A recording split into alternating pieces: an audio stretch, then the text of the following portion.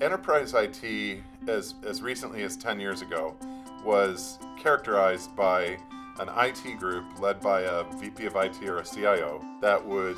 largely choose the technology that the company was going to run and would be responsible for hosting it, putting on servers, and then optimizing how it was used inside of the company. There wasn't a lot of choice for the consumers that we were working with in our own company.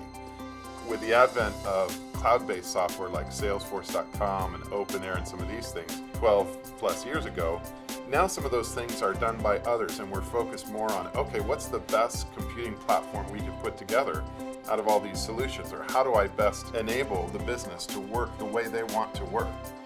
As the designs of these things get better and better,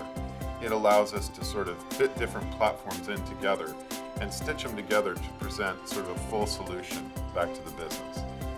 Box was a case of a company that had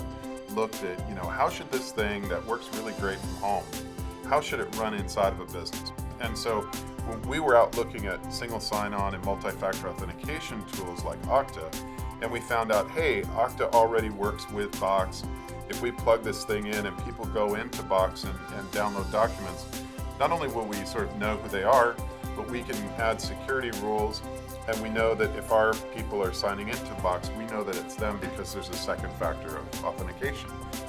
So I see, as you look forward for CIOs, just continuing down this path of how do we bring the best of the consumer market and a user-centric approach to design? How do we really take that back through all of our systems?